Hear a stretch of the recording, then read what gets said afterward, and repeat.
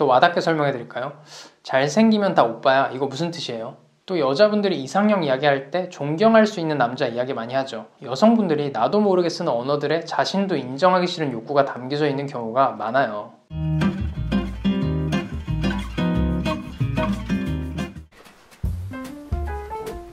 안녕하세요, 다니엘입니다.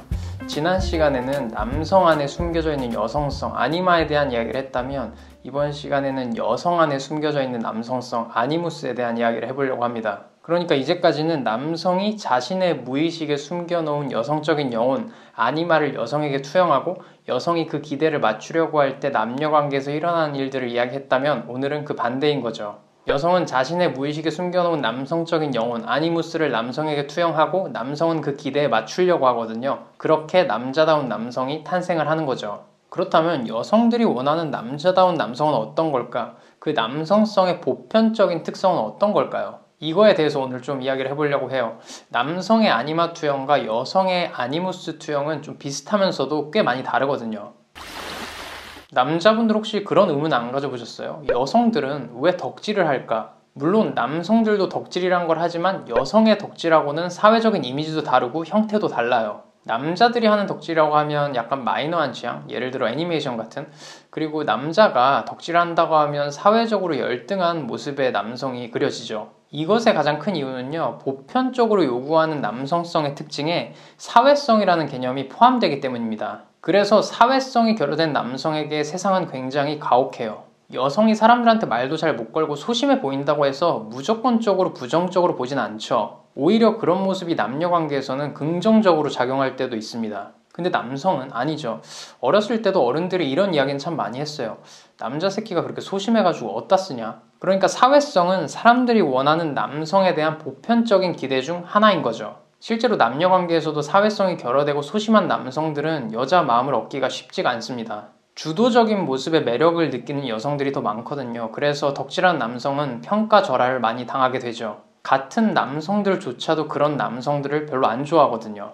자, 그럼 여성의 덕질은 어떨까요?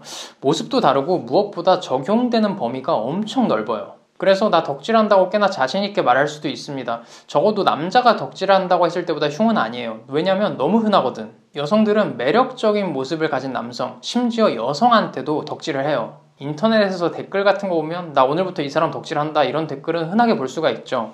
덕질, 탈덕, 여성들이 주로 쓰는 단어라고 생각을 합니다. 특히 엔터테인먼트계에서 여성들의 마음을 훔치지 못한다? 그럼 돈 벌 생각하면 안 되죠. 여성 덕질의 시장은 정말 거대한 하나의 산업입니다. 그 구매력이 엄청나요. 여자 아이돌도 여자 팬이 많아야 돈을 많이 벌 수 있다고 하죠. 이건 제 개인적인 경험인데 저는 저랑 정상적인 연애를 하면서 남자 아이돌 덕질하는 여성을 만난 적이 있습니다. 물론 저도 그 사실을 알고 기분이 좋진 않았죠. 나보다 다른 남자 사진이 사진첩에 더 많은데 유쾌하진 않습니다. 여자분들 남자친구가 블랙핑크 덕후라서 굿즈 사 모으고 제니 사진 사진첩에 모으고 이러면 만날 수 있어요? 아무도 못 만날 것 같은데 그냥 현실에서 여자 못 만나는 열등한 남성이라고 생각을 할 겁니다. 근데 여성이 했을 때는 그 정도까지는 생각이 안 들죠. 물론 제가 경험한 그 친구도 나중에 본인도 이상하다고 생각을 했는지 굿즈도 다 팔고 탈덕을 하더라고요. 근데 정말 신기했던 건 그 덕질의 대상이 연예인에서 저로 바뀌었다는 거예요. 그녀는 저를 덕질하기 시작했습니다. 그러니까 덕질은 그 여성의 사랑의 방식 중 하나였던 거죠. 맞아요. 덕질은 실제로 여성이 하는 사랑의 방식 중 하나입니다. 사실 저는 연애를 할 때 저를 덕질하는 방식으로 사랑을 하는 여성들을 꽤 많이 만나봤어요. 그리고 제가 그런 여성들을 좀 좋아하는 것 같아요. 연애할 때 여성의 덕질을 실제로 경험해보면 초반에는 꽤 많은 혼란이 옵니다. 이게 진정한 소통인가? 이게 연애인 건가? 이런 생각이 많이 들어요. 나에게 너무 헌신적이고 지나치게 수용적이면서 가끔은 나를 너무 우상화하는 게 아닌가라는 생각도 들고요. 제가 사귀었던 여자친구한테 어떤 말도 들어봤는 줄 알아요? 나는 그냥 내가 성덕이라고 생각해. 무엇보다 제가 연예인을 덕질하는 여성분들하고 대화를 했을 때 정말 가장 신기했던 점이 그 연예인의 행복을 진심으로 바라고 있다는 점이었어요. 그 사람을 실제로 아는 것도 아니고 실제 교감이 있었던 것도 아니고 그리고 내가 해준 만큼 돌려받는 것도 아닌데도요. 여러분들 이건 정말 헌신적인 사랑인 겁니다. 그래서 이 중에 폭력적이신 분들은 자기가 좋아하는 연예인을 공격하면 난리가 나는 거죠. 뭐 댓글로 공격하고 메시지로 테러하고 물론 방법은 잘못됐지만 너무나 헌신적인 사랑이기 때문에 보호를 하려고 하는 거죠. 사실 이것도 분석 심리학적으로는 그 연예인이 아니라 자기 자신을 보호하는 거죠. 내 안에 숨겨진 모습을 그 연예인에게 투영한 거니까.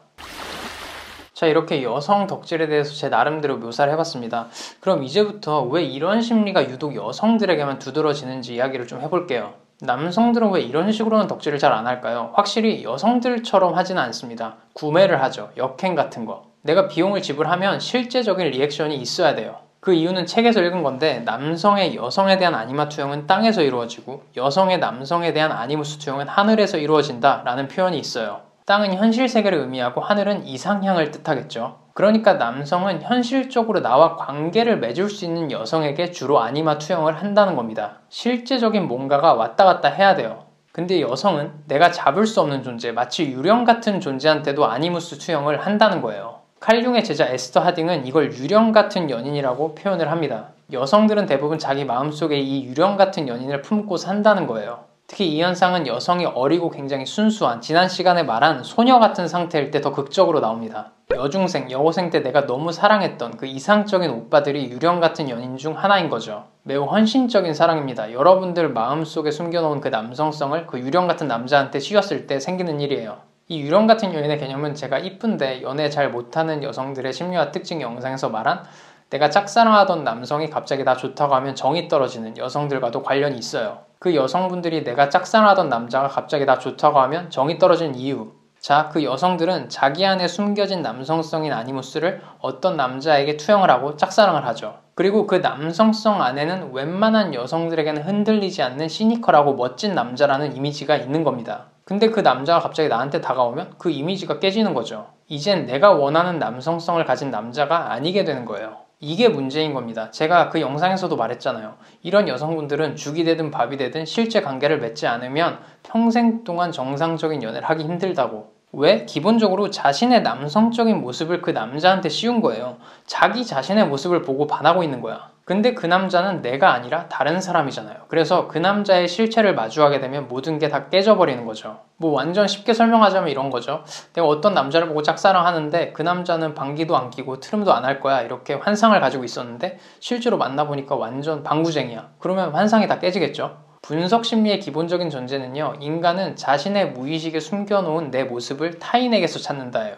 내가 짝사랑하는, 내가 내 멋대로 그려놓은 그 남성의 모습과 그 남자의 실제 모습, 이 두 가지를 혼동하는 경향이 여성이 더 강하다는 겁니다. 그게 바로 유령 같은 연인의 개념인 거고요. 자, 이제부터는 여성들이 보편적으로 원하는 남성상, 즉 아니무스상의 보편적인 특징들에 대해서 이야기를 해볼 겁니다. 그리고 여성들은 이런 특성을 가진 남성이 나랑 실제적인 관계를 맺는 남성이든 유령 같은 연인이든 아주 강렬하게 짝사랑을 하게 되는데, 분석심리학 책들에서는 과하게 몰입하면 숭배하는 모습까지 보인다라고 표현을 하더라고요. 그 정도로 영웅이라고 생각을 한다는 거죠. 아, 저 오빠 진짜 너무 멋있어. 숭배라는 단어가 조금 불편하실 수도 있는데 덕질이 과하면 영웅화나 우상숭배라고 충분히 볼 수 있어요. 제가 몇 개의 영상에서 다뤘던 개념이 하나 있어요. 남녀에게 이상형을 물어봤을 때 여성의 이상형은 카테고리가 그렇게 다양하지 않다. 그러니까 어느 정도 그 이상형이라는 틀이 몇 가지 카테고리로 딱 나눠져 있고 얼핏 들으면 아니 너무 많은 걸 바라는 거 아니야? 라는 생각이 들 정도로 굉장히 정확하고 세세하게 정의를 해요. 제가 그래서 이상형에 한해서는 여성들이 남성보다 외모를 더 본다라고 이야기를 했던 거예요. 근데 남자는 아니에요. 남자들이 정의하는 보편적인 여성스러움은 외모가 아니라 성격, 제스처, 행동 양식 같은 걸로 정의할 수밖에 없습니다. 왜냐, 남자들이 원하는 여자의 외모, 외적인 부분은요, 시대에 따라서도 많이 변해왔고 문화권에 따라서도 많이 다르고 개개인 편차도 굉장히 커요. 근데 여성이 원하는 남성성은 그렇지 않습니다. 외모도 성격도 어느 정도 글로벌적으로 통용되는 스탠다드라는 게 있고요. 이건 시대가 흐르면서도 크게 변하지 않았습니다.